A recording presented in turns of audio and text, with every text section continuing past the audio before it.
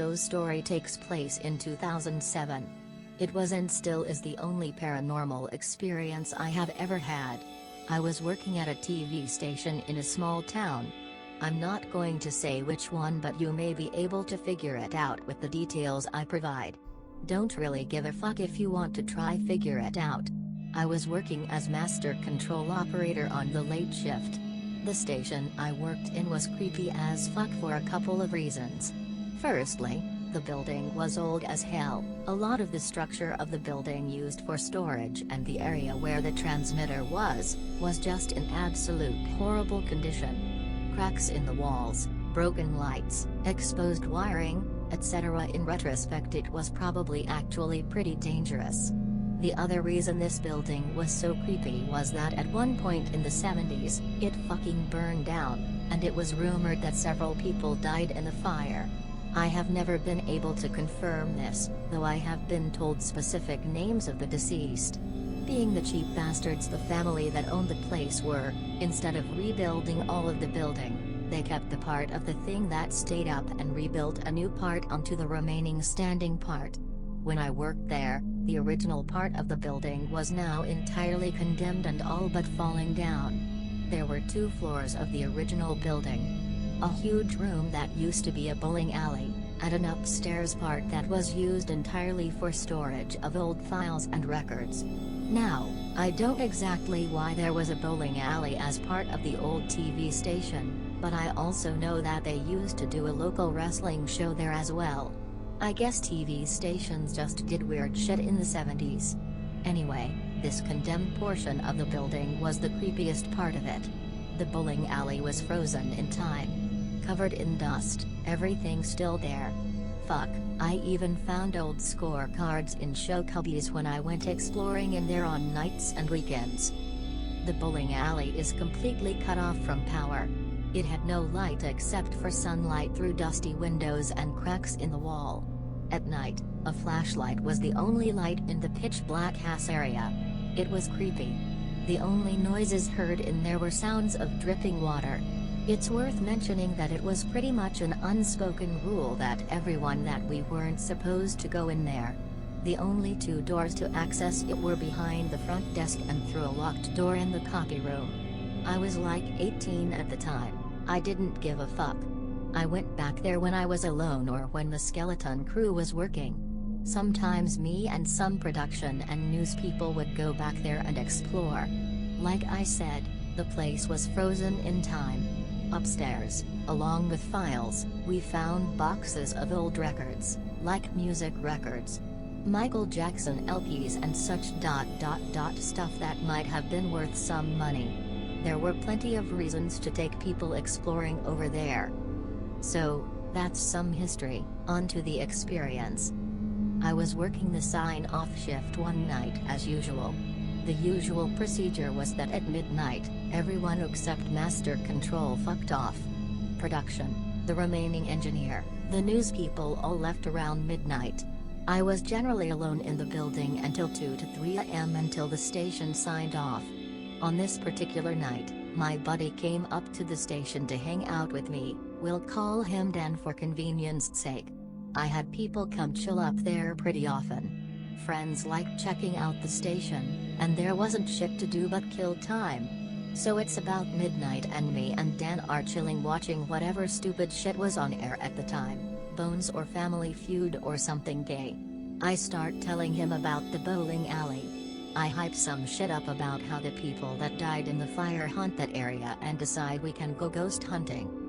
So I decide it's safe to let the automation just run for a while and we can leave the control room and go exploring. I take Dan or Dave or whatever the fuck his name is for a tour around the outside of the building first, showing him how fucked up it is. There were literally transmission lines going up to the tower that were held up on supports built on crumbling sheetrock. There was a sticker on a door that was bolted shut to the bowling alley that read "Watch for overhead wires, you can be killed." God damn, that place was jank. Anyway, I give Dan the usual tour I've given to like 5 people by now. Usually it was bitches because bitches love a brave man in a scary as fuck place. We go back there with flashlights and the walkie-talkies, and the whole time we're trying to contact spirits of the deceased with our walkie-talkies. Listening for voices, interference, etc. Don't really get anything but some static, but it's a TV station, what did we expect? We were back there for probably all of a half an hour, and we went back to the control room to resume being lazy fucks. Some time goes by and a walkie-talkie that I had left on started making some pretty fucked up noises. Definitely sounded like a really deep and statusy voice. Didn't think much of it because once again, TV station. Lots of equipment, signals. Humored this and tried to talk to what or whoever it was. Push button and talk into mic asking if anyone is there. Keep hearing something, but indistinguishable. Now this set of walkie-talkies made a very generic bloop sound every time you push the button to talk. After a few minutes of trying to talk to what I thought was nothing, the walkie-talkie started making that bloop sound all on its own. What the fuck? Maybe the dude on the other end is trying to use Morse or something because we can't hear each other very well. Pick up mic and talk if you can hear me. Beep once for yes. Bloop. We grab the second walkie-talkie and tune it to the same channel and nothing is happening. Not only is this only happening to one walkie-talkie, but we cannot make the second walkie-talkie simulate the same bloop noise on the other. Pushing the button is literally the only way to get the thing to make that fucking noise. This was the first moment when I went, okay, maybe something is actually happening here mode. Start asking things like, is anyone there? Beep once. If you're in the building, beep once. It would beep once every single time. Also, it would not beep if you didn't say anything. It literally only responded when prompted. It was not Dan fucking with me. He was right next to me in plain view. Other walkie-talkie set was off. Set walkie-talkie down on the table. No one is touching it. Say out loud, if anyone can hear me. Beep once. Bloop. Nope. Motherfucking JPEG. Dan and I run out of the room. We search the newsroom, studio, hallways, bathrooms, transmitter rooms, offices, parking lot, everywhere for people. No one. I get up to the entry room where the front desk, bowling alley door was. Bowling alley door is wide open. I closed and locked that fucker. I always did. Every time. This is where I go into panic and events are a little less clear. Dan and I head back to the control room and shut all the doors so no one could hear inside the room. Walkie-talkie lays silently on the desk by the board.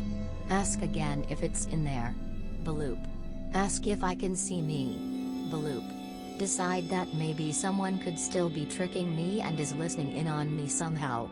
Decide to see if this thing can really see me. I stand in front of the board and face the monitor wall. If I'm facing the monitor wall, beep twice. Bloop bloop. No. Fucking way.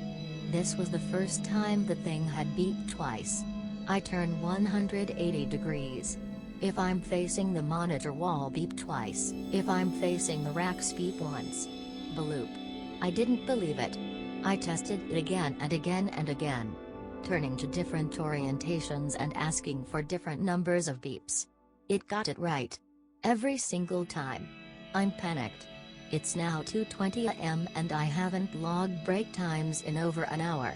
I can no longer do my job. I am so fucking terrified. At some point, Dan and I just accept that we are in contact with something otherworldly. I ask if it came out of the bowling alley. It did. I ask if it died in the fire. It did not. I asked if there was a god. It said there was. Now, the last time I told this story, people said, "Herder, your story was good until you got to this part." I don't really care. I'm not going to omit it cause it fucking happened. As I am shifting into this new and terrifying worldview based on the experience I'm having, I ask if there is a hell. Bloop. Are you in hell? Bloop. On a scale of 1 to 10 by number of beeps, how bad is hell? Bloop bloop bloop bloop bloop bloop bloop bloop bloop bloop bloop bloop. It wouldn't stop. I start crying. I don't remember how many times it beeped before it finally stopped. I tried to calm down, and pretty much at this point ignore the walkie-talkie and stop asking questions and start replaying shit with Dan and trying to come up with explanations, and catch up with my work. It's getting close to sign-off time, so I start with my close-up shop procedures, etc. As I'm shutting some shit off and talking to Dan, this thing starts beeping in series of 3. Just 3. Pause. 3. Pause. Over and over. Start trying to determine and ask it some important of 3. It's like 2:45. 3 o'clock? Beloop sign off? Beloop. No. Is something going to happen at 3 o'clock? Beloop. Fuck this. There is no way I am going to be in this building. I set up the automation to automatically go to color bars at the end of the national anthem and just go ahead and turn off the transmitter 15 minutes early. Fuck this walkie-talkie, turn the fucker off and throw it on a charger. Dan and I go out to the parking lot, he leaves. 3 a.m. comes. Nothing happens. Wait and see what happens because I have to go back inside to load the next day's playlist. Nothing. At like 3:02 I decide, scared as fuck, to decide to go back inside.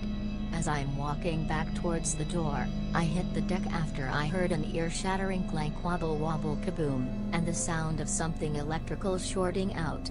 The huge boom came from our main network receiver dish. The thing is like 30 feet in diameter and up on a huge robotic tripod. The thing somehow slipped out of lock and literally fell with all its weight, collapsing to the bottom position facing the ground. I call my boss, the chief engineer, immediately. Tells me he'll be there immediately. He lives right up the street, so he'll be there in like 2 minutes. Follow sound of shorting out sound. Find between the building and the sheetrock wall, a fucking transmission line broke and is completely unrelated to the dish falling. That fucking sticker about overhead wires was not lying. Boss shows up. Tell him I was outside smoking when the thing fell. He proclaims I have never seen anything like this before. We go in together to the sound of alarms relating to the dish. I tell him about the transmission line, tell him the next day's guy will have to do the playlist because fuck you, I'm leaving. He literally does not give a fuck and has bigger fish to fry. I get in my truck and hit the road. I call my buddy William, who is always up late as shit, to tell him what happened. As I'm going over the events with him, out of the earpiece on the phone. I shit you not. It goes beloop, and Will fucking heard it too.